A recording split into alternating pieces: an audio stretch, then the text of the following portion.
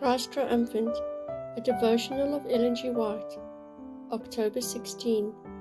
The disciples enlightened on Christ's identity. Luke 24, verse 27. And beginning at Moses and all the prophets, he expounded unto them in all the scriptures the things concerning himself. The disciples wondered what the stranger could know that he should penetrate to their souls and speak with such earnestness, tenderness, sympathy, and with such hopefulness. For the first time since Christ's betrayal in the garden, they began to feel hopeful. Often they looked earnestly at their companion and thought that his words were just the words that Christ would have spoken. They were filled with amazement, and their hearts began to throb with expectation, hope, and joy. There are many who discount Old Testament history. They advocate the idea that the New Testament takes the place of the Old, and that therefore the Old Testament is no longer of any use.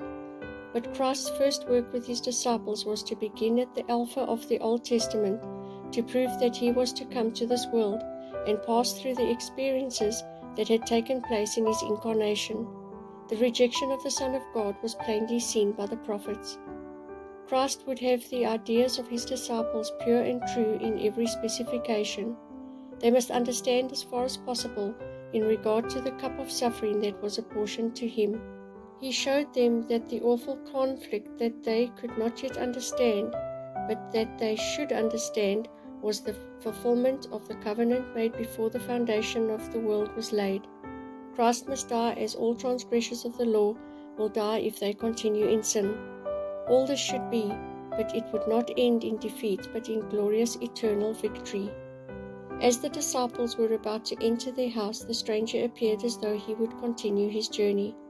But the disciples felt drawn to him. "Abide with us," they said, "for it is toward even, and the day is far spent."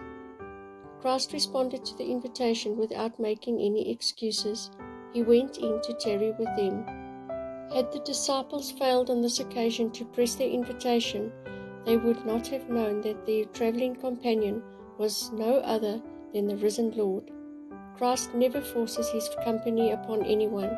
He interests himself in those who he knows need him.